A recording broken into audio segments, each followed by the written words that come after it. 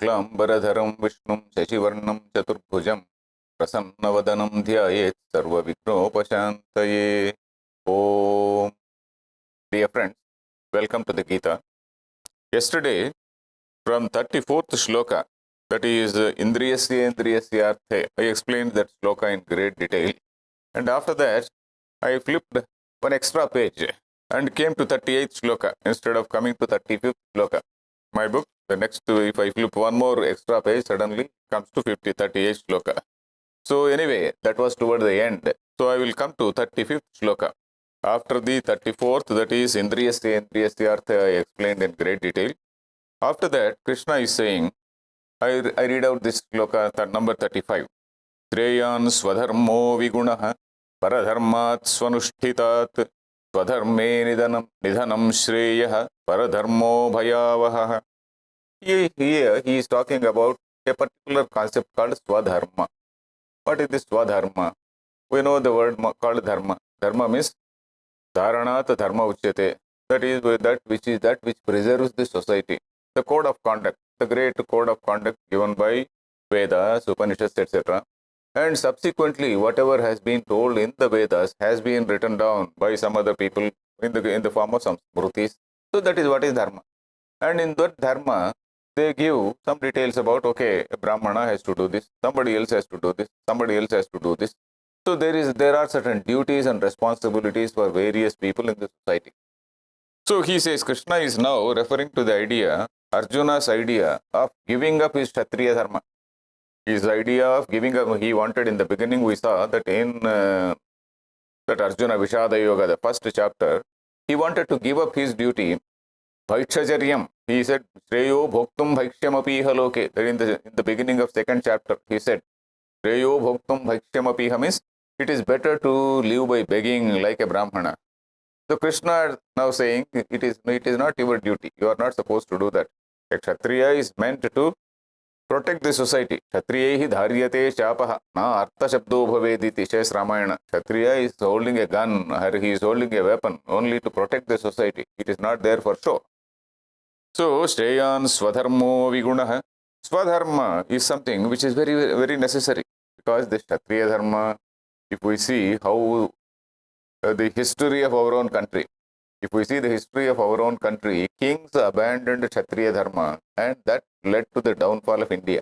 If we see the history, we see who was the last great emperor in India.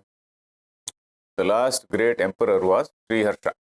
And Sriharsha, who was there in some 7th century or so, and his empire extended from somewhere from Maharashtra right up to Afghanistan. Right up to Afghanistan, his empire extended. He had a huge empire, and he was such a powerful king. And at some point of time, he accepted Buddhism, and history shows that he almost disbanded the army. And after Sriharsha's death, that entire empire collapsed, and it became smaller and smaller in kingdoms. That entire empire collapsed. Then what happened? We know what happened. From the 10th century onwards, we have been getting invasions, and the country has been overpowered by so many people and so many times. Contrast it with what happened in China. China also had Buddhism. But it was never overpowered, because the rulers there, they had clearly understood what is religion and what is their dharma. Chinese rulers, they understood what is their dharma as a Kshatriyas. And of course, the religion is for there everybody. Even the king is following that rule. There is absolutely no doubt about it. It doesn't mean that the king has to abandon the army. King has to do his royal duties. His job is to protect the country. So that is what we see here in our own history, and if we see the world history also. So now, of course, Shreyan Swadharmo Vigunaha, when we talk about the present situation, we don't see any Kshatriyas right now in the India, except the army, Indian army, etc. So now, when we talk about Swadharma, we can give the meaning as a person. In olden days, what was the meaning given? According to old commentators, what was the meaning given? The meaning was according to this Varna and Ashrama. But Varna, what is the meaning of Varna? Varna again is not by birth. There are four varnas as we know. We are going to see it in great detail in fourth chapter. Brahmana, Kshatriya, Vaishya and Shudra. We are going to see in great detail. It is not by birth. A Brahmana's son need not be a Brahmana. A Brahmana's son may not have the characteristics of a Brahmana. If he is not having the characteristics of a Brahmana, he should be placed in whatever is the suitable category. That is what Dharma Shastras say. So unfortunately, like politicians' sons become politicians, similarly Brahmana's sons have become Brahmanas, Kshatriya's sons have become Kshatriyas, etc. We will not go into details now because we are going to see that in great detail in the fourth chapter. Then here, this varna is depending on the predominance of a particular guna. If a person had predominance of sattva guna, he was called a Brahmana. A person having predominance of rajoguna, he was called either Kshatriya or a Vaishya. A predominance of Tamoguna, he was called a Shudra. So that was the thing. That was the meaning. That was how it was planned. So here, Swadharma is a person who is doing a particular thing according to his guna. So we have to take that thing. So a person, Swadharmo Vigunaha, Paradharmat Swanushthitat, Swadharme Nidhanam Shreyah, then Paradharmo Bhayavaha. He says, a person, he has to better you follow your own dharma. As a Kshatriya, we are not talking about the modern situation. We are talking about Arjuna's time. In Arjuna's time, the Kshatriya Vyavastha was very much in order. So this Swadharma is Vigunaha. Though you are having some problem with doing your dharma, you have to follow your dharma only. Paradharmat Swanushthitat. Though you want to do some other dharma very well, you want to follow Brahmana dharma very well, Swadharme Nidhanam Shreyah, Paradharmo Bhayavaha. So for Arjuna, with particular reference to Arjuna, we have to understand this shloka. With particular reference to Arjuna, it says that Brahmana dharma is something which is not suited to you, because you are supposed to, because you got prepared for war. It is not as though Krishna induced him for war. It is not as though Krishna encouraged him for war. Krishna is only trying to, he is actually behaving like a sort of counselor. He is actually trying to remove some of these wrong ideas which have clouded his mind, clouded the mind of Arjuna. So many wrong ideas have clouded the mind of Arjuna. Krishna is trying to remove those ideas. So that is how we have to understand. So later, of course, in the fourth chapter, we are going to see what is varna and what is caste, etc. Here, of course, we are not referring to that. Then now Arjuna has got a question. Arjuna has got a question now, a sort of general question. And this general question can be on behalf of all of us, on behalf of all the human beings. He is asking, you are saying that a person guided by raga and dvesha, he commits all sinful activities.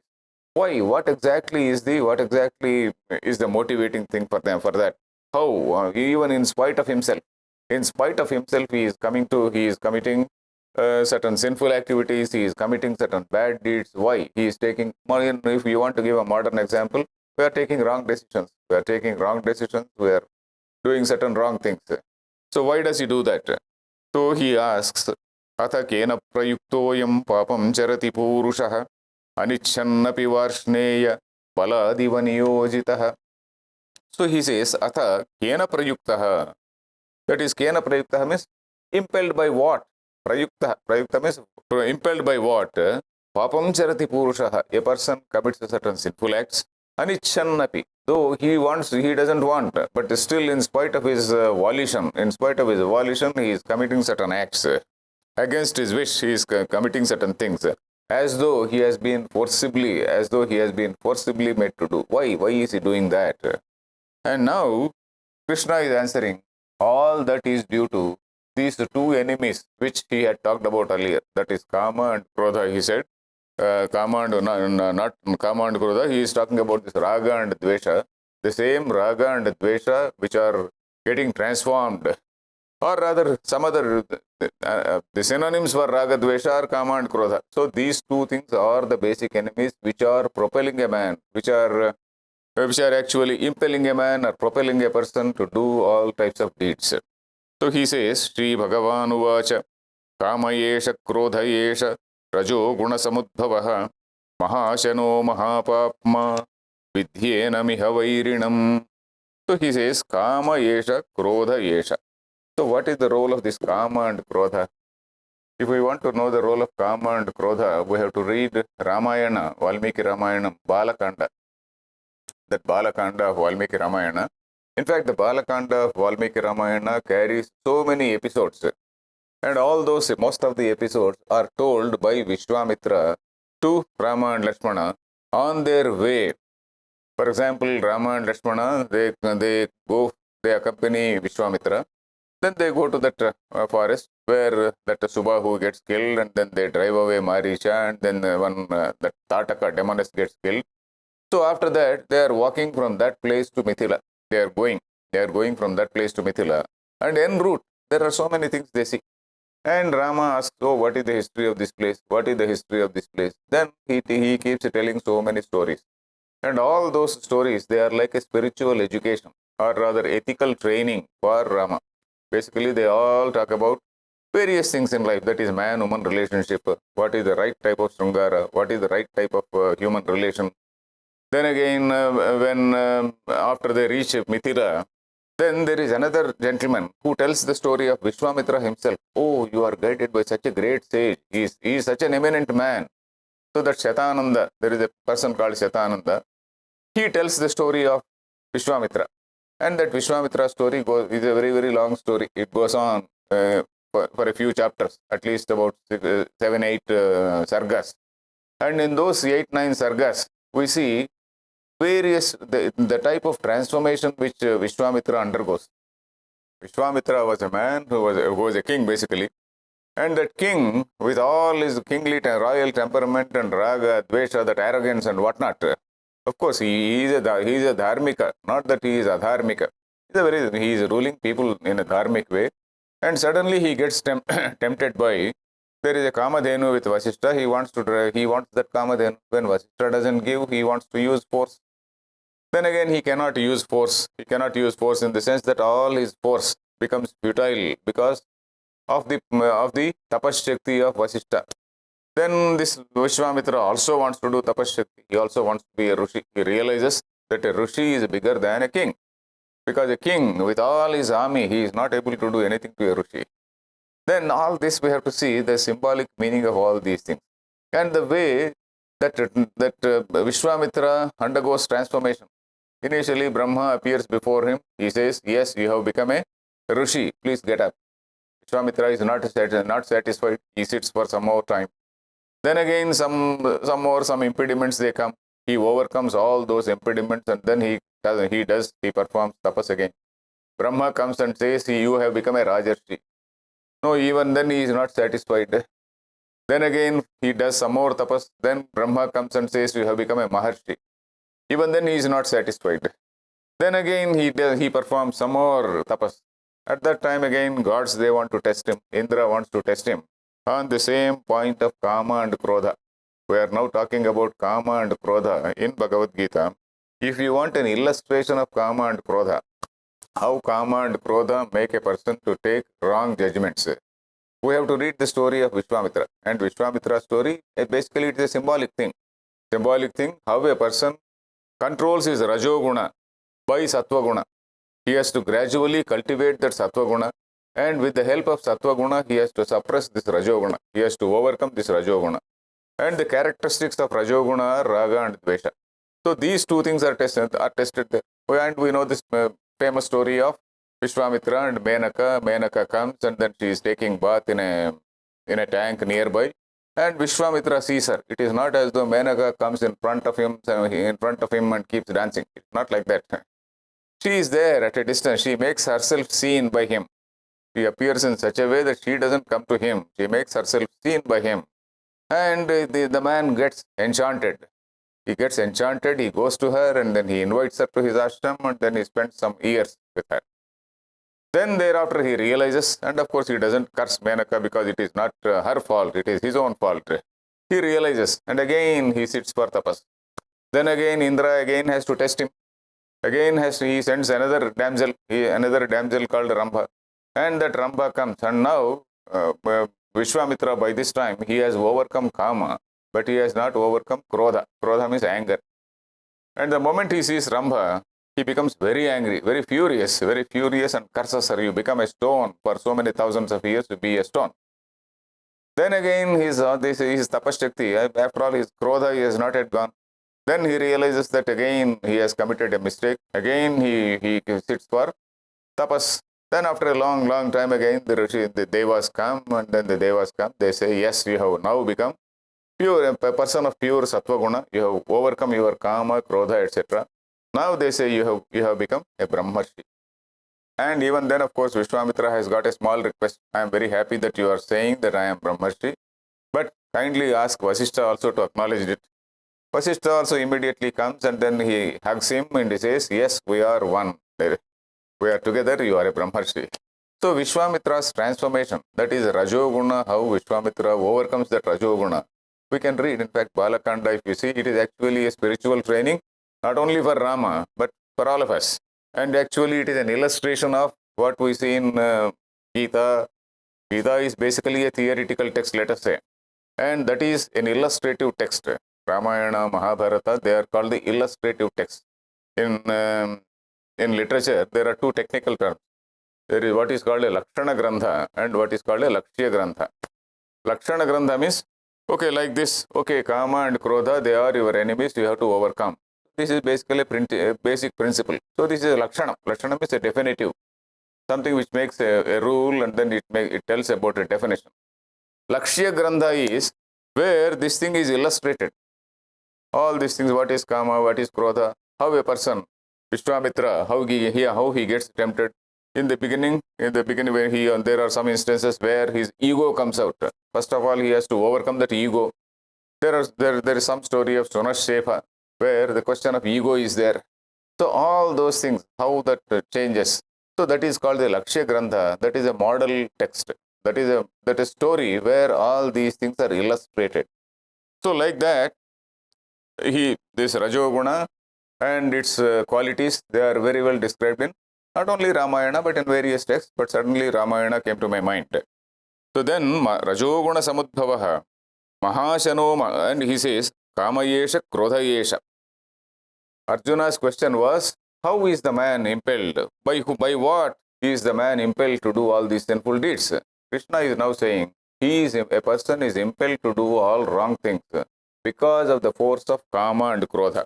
Kama and Krodha are the same as Raga and Dvesha. Raga means attachment. Attachment again is Kama, that is desire. Dvesha again is anger. When your desire to have something is stopped by something else, there is some sort of disturbance to that, there is some obstacle to that, then your desire, that whatever the original Kama gets transformed into Krodha. You become very angry with the person who has stopped you from enjoying a particular thing.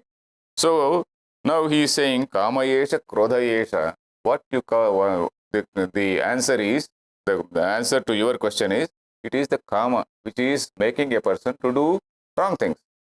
And Kama Yesha Krodha Yesha. This is Kama, this is Krodha. He is not talking about two things. He is talking about one thing which is getting transformed into another. The same Kama is becoming Krodha. That is the reason why he says Kama Yesha Krodha Yesha. This is Kama, this is Krodha. And Rajoguna Samudbhavaha. He is using the singular number. He is not talking about two, he is talking about one. This Kama only is getting transformed as Krodha. And it is something which is born about Rajoguna. It is manifested, it is a manifestation of Rajoguna in a person. And what are the Mahashano Mahapapma? Maha Ashanaha. Ashana means food. Maha Ashana means eating a lot, it grabs a lot, which means you desire certain things. Suppose you fulfill your desires. Some more desires come to your mind because the newer and newer gadgets have come, newer and newer vehicles have come, newer and newer things have come into the market. So you want to have all those things. When you want to have all those things, okay, you add those things also. Even then you want to have something more. Suppose you build a building, and after that your neighbor builds a taller building. And after somebody in Mumbai has built some building, say about 40 floors or something like that. So somebody else in some other city may want to build some 50-floor building. So this is Mahashana. Mahashana means there is no end to your Ashana, that is appetite. Ashana means food. Mahashana means there is no end to the appetite. So we will continue how it is Mahapapma, etc. We will continue tomorrow. Harihi Om.